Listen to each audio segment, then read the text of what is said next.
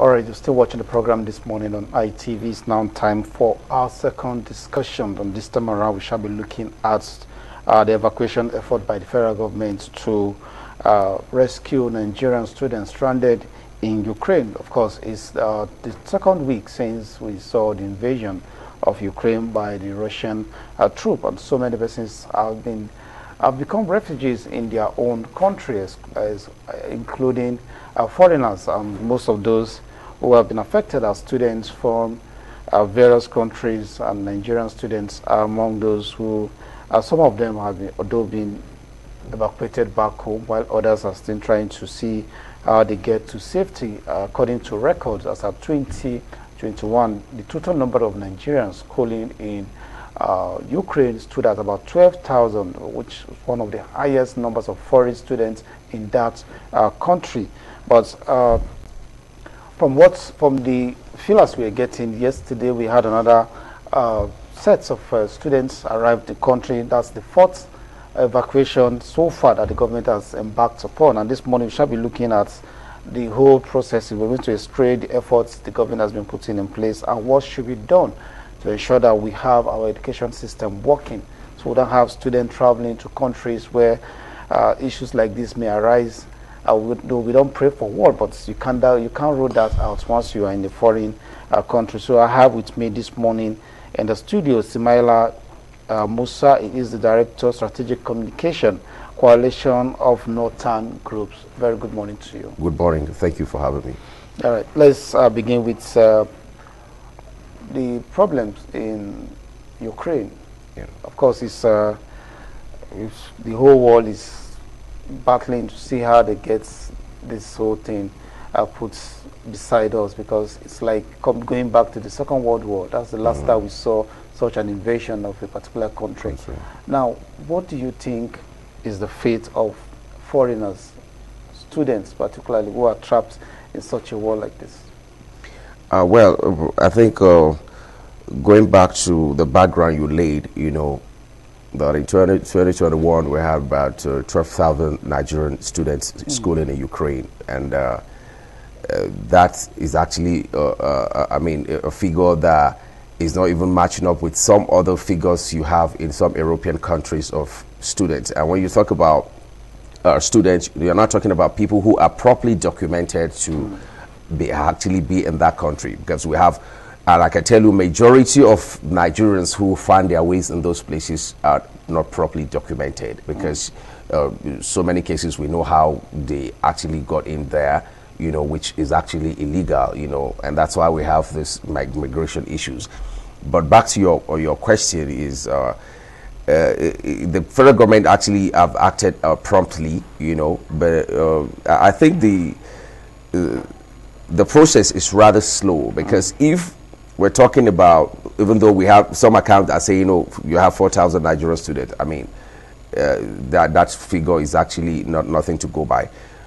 But by and large is, if in the space of about getting to 10 days now that this war is started, the invasion of Ukraine has been on, and then we're still not up to 1,000 that has been evacuated yet, I think that process is rather slow. But of course, we need to also commend the federal government and the Minister of the Humanitarian Affairs, and also the Minister of Foreign Affairs, that they actually have acted promptly, and you know, they've been seen to be on top of the situation. But I think this process of this evacuation need to be speeded up, in the sense that if you have a particular flight, I think about the first one evacuated about 400 and something Nigerians. Then you have another flight who is taking about just 100 plus. I don't see any reason why you should be taking a flight that don't have, you understand? So we should be looking at bigger, you know, aircraft that can actually at one swoop can take close to 500. Then that will show that, okay, you mean business, and you're really willing to begin to evacuate more. Because don't forget that the numbers of you just gave a figure also about 4,000. We have more. We have other Nigerians who are not students also in Ukraine. But the challenge now these students or these Nigerians are facing is how to get to other countries for safety before you be airlifted. And that's the major challenge. Now, how do you think there's a synergy between the Nigerian government here and those in Ukraine trying to ensure that Nigerians get access to foreign countries, especially those countries who have made it visa-free for people trying to get to safety? Well, I think there must be some kind of synergy, right? But it's about the understanding of the Ukrainians and perhaps the Russians also to understand that, look, this war is between Ukraine and Russia, and it does not involve foreigners who are actually in Ukraine, who found themselves there by one reason or the other, you know. So there must be some exemptions, you understand. But if we have cases of the racial discriminations being treated, some ill treatment given to Nigerians because they are Nigerians or because they are blacks, you understand. So that in itself is making it a bit difficult. And these are just cases that we've heard of. I'm sure there are going to be several others that we've not had. They've not had an opportunity of an interface with any medium that can actually aid out. You know, either having interface with any journalist or any online, you know, but there's going to be several other issues that maybe after the war, you begin to hear several accounts of how this happened and how that happened. But at this particular point, I think the Minister of Foreign Affairs need to be more, you know, upstanding in this regard to begin to engage the Ukrainian government and both the Russian government to say that, you see, we have a mission. Maybe if there's going to be some form of identification given to a special envoy of Nigerians that is going to be moving in, either be given some kind of uniform to know that these are humanitarian workers who are here to rescue their citizens, such that they can have access to some of those people. It's not everybody that will have the guts, hearing some bombardments going on, and have the guts to leave their homes and be heading towards any border town. You know, so we're going to have so many issues around this on how you begin to evacuate people. You need to begin to get in there to even bring some people out of their homes. And I believe the Nigerian embassy in Ukraine will have proper documentations of how who and who is actually in that country. Okay, let's look at the root of all this. So many persons have said if our educational system was working, we will not have Nigerians in large numbers traveling abroad to go on school abroad. The quest for foreign certificate, at what point did we get it wrong as a country? You see, the problem actually it started long ago. Well, back in the days, it used to be maybe UK, because of the standard of education. You feel, okay, there's that drive, but of course, that was actually limited to the upper class of Nigerians who can afford to send their kids to those countries. Apart from those who are on scholarship. And I can tell you the fraction of those who are on scholarship as of today compared to, I mean, when you bring up the number of Nigerians who are schooling abroad, is perhaps maybe just about 2% of Nigerians who will get scholarship to go school abroad. The majority of them. But you see, when you even talk about some of these countries, some Asian countries, Europe and stuff like that, it's still even nothing compared to the one you have within Africa. You go to places like Ghana, majority of their higher institutions are dominated by Nigerian students. Go to common Benin Republic here. It's sad, it's appalling that we have gotten it so wrong that Nigerian students are about 70% of all the institutions in places like Benin Republic. What is wrong with us as a people? These are countries that should be coming to Nigeria for, you know, for higher education, but Nigerians have gotten to a stage where it doesn't really matter where you get it from. Just go anywhere there, since you're guaranteed you can get. And the worst thing is that some of these institutions, especially in Benin Republic, in 2 years you're coming out with a bachelor's degree. You understand? So a lot of them are actually degree meaning industries. You know, and not people that properly. I've seen a situation where somebody I never even knew when this person was actually out of this country to go school anywhere, because it's always on ground. But all of a sudden, I heard he's going for youth service, and I was wondering, oh, so which school? And he said, no, it's a foreign student. I said, which foreign student? You've always been here. He said, yeah, because he's always dash out, dash in, you know. So these are the kind of things we're getting in our system. And these are the same people who are getting jobs and stuff like that, even at the expense of people who spent 8 years because of ASU strike and the likes of them here in Nigeria. For a 4-year course, some people will end up spending 10 years, you know. So of course, sometimes you don't really blame a lot of these people or parents who are sending them abroad, because there's no certainty as to when your child is going to graduate. But how we actually got there, because that's your question, how we found ourselves in this situation, is that a number of factors. But ASU strike is actually on the front burner. It's a difficult thing when a parent does not know when his child will graduate. At least when they were in primary school, when he's getting in, you already know. Except there are, you know, natural causes, you know, that is beyond man that could actually cause, you know, the delay. But you can predict that in 6 years he should be out of primary school. When he got to secondary school, you should know in 6 years he's leaving. But when he gets to higher institution, you really can't tell. And some parents, I've seen situations where some parents are saying, they are afraid because they are about to retire. They love to see that the child graduates while they are still earning their income. You understand? Maybe they don't want to retire. You get yeah. So when he goes to Nigerian institution, they can't tell if by the time he will be graduating, they will not have retired. So they rather prefer, now that they are still getting the money, you know, from their office, let him go to anywhere. Let them just know that they are done with his education or higher education. So that, you know, because they know perhaps retirement is in 6 years or in 7 years. But if he goes to Nigerian institution, they really can't tell when that is going to happen. You know, so these are some of the issues actually surrounding how we actually got to this place. But that's unfortunate that with all the sophistication of Nigeria in Africa, with all our sophistication as a people, with all the brouhaha of being the giant of Africa and all of that, this is where we are as a nation. And I tell you, even Ukraine is not even the leading in terms of the number of Nigerian students. If you check places like Cyprus, you check places like Malaysia, Nigerian students are all over the place in all the institutions of higher learning there, you know. So really, it's really a sad one for us, because some of these, you get to some places, some institutions are perhaps maybe just about less than 100 students in that school. You get what I'm saying? That even the indigenous of those places wouldn't go to those kind of places as institutions.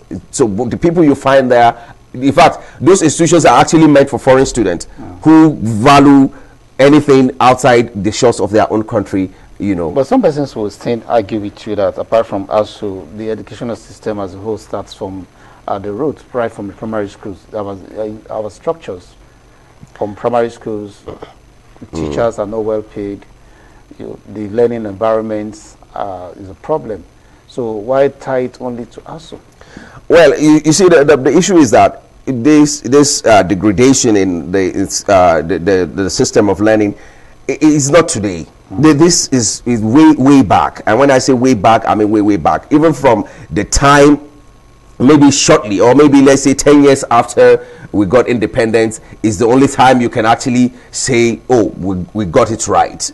Do you get what I'm saying? So it's been a long time, but even at that, people still manage. Yeah. Quite a lot of people, even of my own generation, quite a lot of people will tell you the system of learning in their primary school, maybe now, but sometimes back, I know quite a lot of people who say throughout their primary school, they never got a chair to sit down on.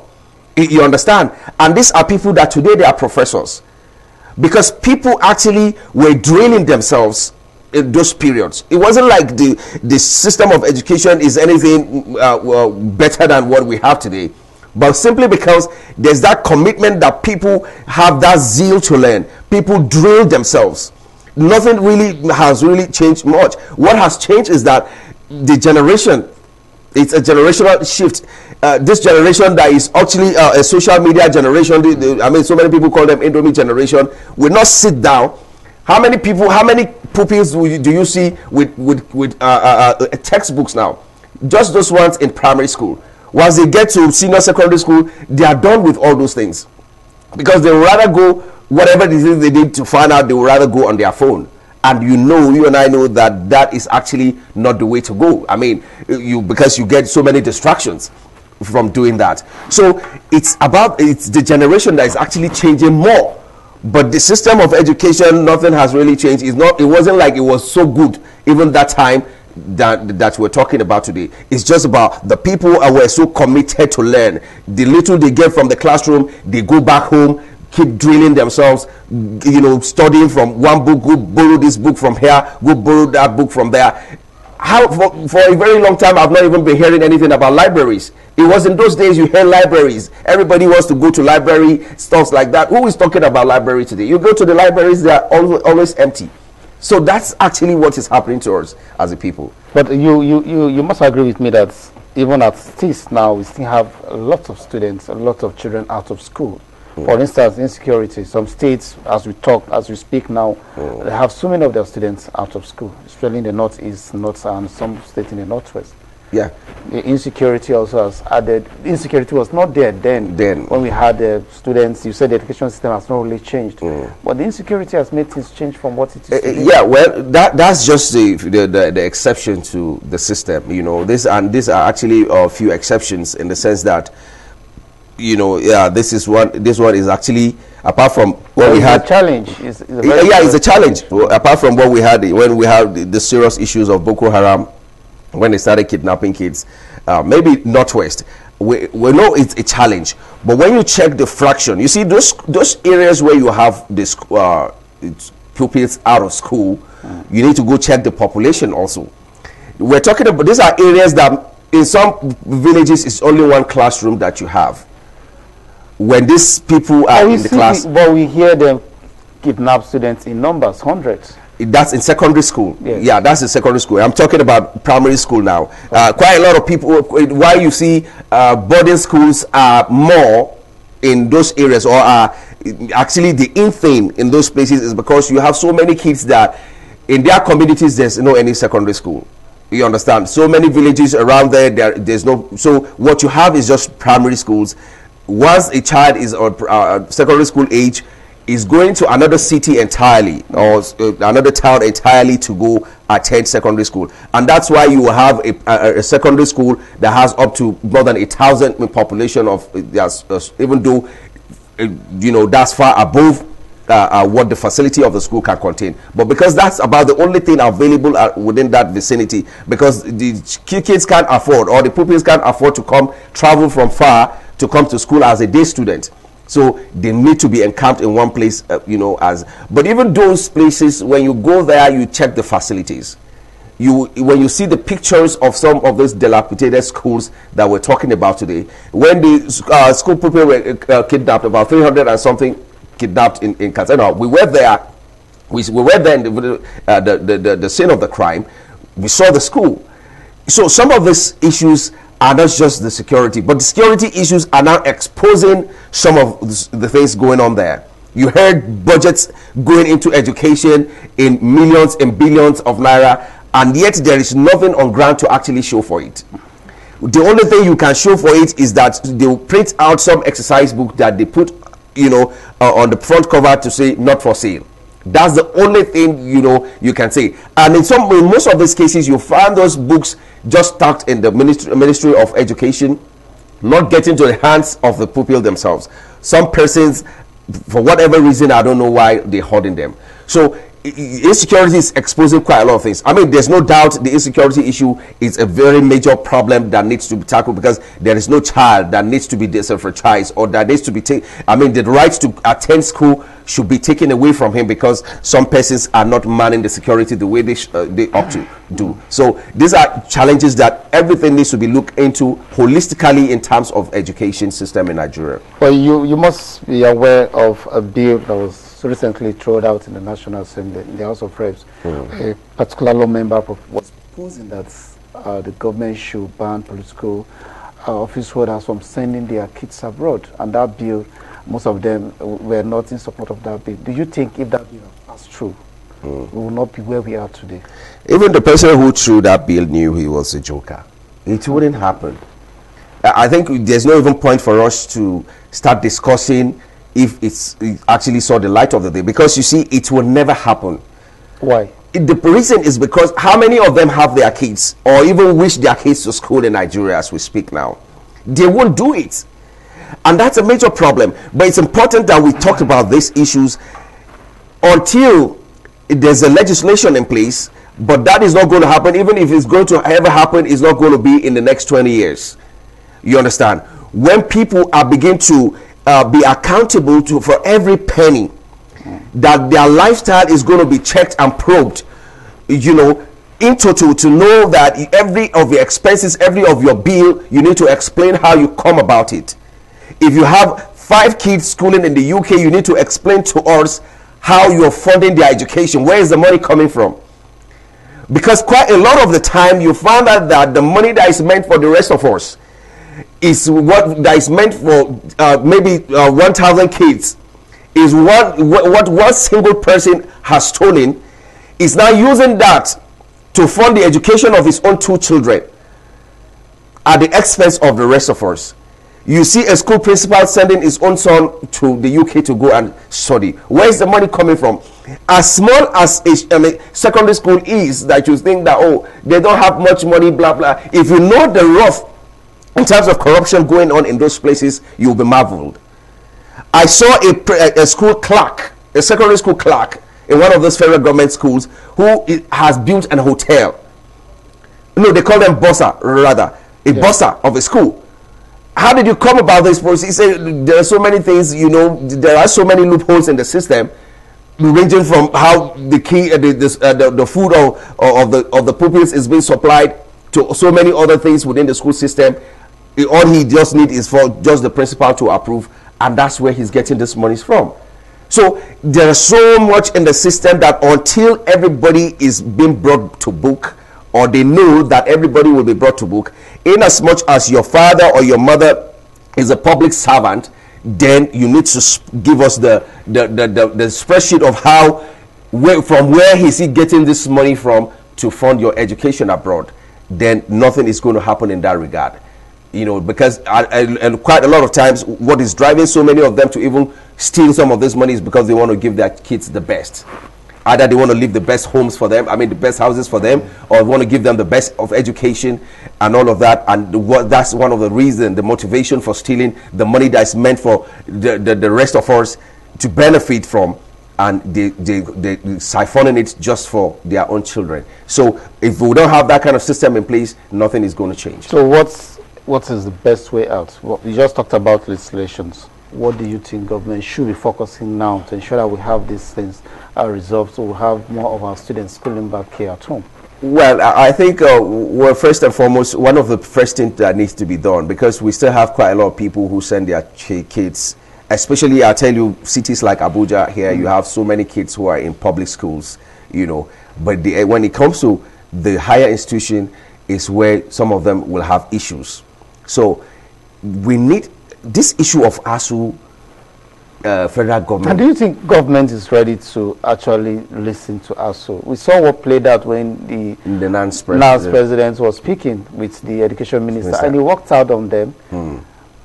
Well, it might not really be an allegation that he has children schooling abroad. The NANS president actually said that to his face, and he walked out on them. And so what are we saying? Are we going to be saying, are you sure government is ready to actually fix this problem with us? You see, what happened there was quite an unfortunate thing. Both parties got very emotional. The NANS president got very emotional that he wasn't coherent, he wasn't really driving his points home but properly.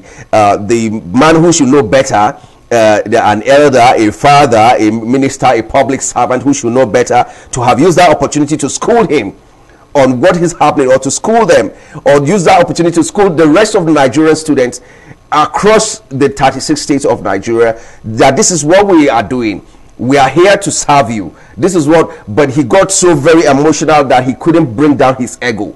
Because public service, you need to know that it comes with two things. Don't expect accolades all the time. People are going to say stuff to your face someday that you won't like, but because you have accepted. I know people in this country that will never accept to serve in public office or in political office simply because they can't take insult. They don't have that temperament, so they won't do that. So you need to give it to those kind of people. But once you accept to serve, you should know that your office, public office, comes with all these kind of things. People will need to ask you questions. People will tell you that you need to be accountable. What have you been doing? So you need to deride yourself of every kind of emotions when issues like this happen. And this are actually tests of leadership. You know, I mean, he was tested there and he actually failed. Even though the next president was too emotional, he wasn't addressing the issues properly. But by and large is that issue must be resolved if we are a serious nation. It has to be resolved. And I don't really want to be talking about this government because we're talking about elections around the corner. So, but perhaps what they're trying to do is just to manage the situation and let them exit the scene, you know. But as a nation, if we want to get it right, whoever is coming out there is coming there. Whoever that wants to present himself for leadership, is that they need to know that one of the challenges they are coming to confront, and they should start looking for solution to that from now, is that you need to know what you want to do about this influence about ASU and federal government issues, that these things needs to be put to rest once and for all. And it's unfortunate because we have leaders in Nigeria who because it will surprise you to know that you find out, you ask somebody who wants to be president of Nigeria today, that what's your plan for education, and then he goes on blah blah blah blah, but he doesn't have the statistics. He doesn't even know how many primary schools do we have in Nigeria, how many secondary schools do we have in Nigeria, how many higher institutions of learning do we have in Nigeria, because you cannot plan when you don't have statistics. They don't have these things. They just stop talking blah blah blah blah blah. I'm going to do this, I'm going to do that, and that's how you know whether they are serious or not, because when they don't have the statistics, they don't have any plan for it. And that is what we keep having all the time. But these things need to be put to rest once and for all if we want to be taken serious by anybody. Because when the way to test the education system of any country, really, in the actual sense of it, is the institution of higher learning. So many people will come from poor background. So many people will come from schools where it's nothing to write home about. But because they are intelligent, you know, because every child is intelligent, it's just the mode of transmitting the learning to him that is important.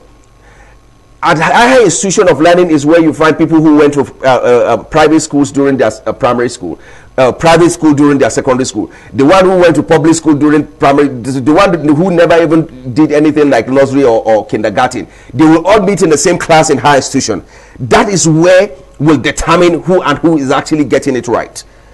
And that focus needs to be paid on that institution. One of the major problems of that institution, institution of higher learning, is this strike issues. How do you explain it? When you get into higher institution, the cost of 4 years takes 9 years in some cases. Not that the child ever had a single carryover. So if that is not done, then we are not serious. And nobody is going to take us serious as a nation. I must thank you so much for coming on the program. Well, this is where we end the discussion. We've been looking at straining the federal government's efforts at evacuating stranded Nigerians in Ukraine. And I have in the studio Samaila Musa. He is the Director of Strategic Communication, the Coalition of Northern Groups. Thank you so much for your time. Thank you for having me. We'll take a quick break here. When we return the program this morning on IT.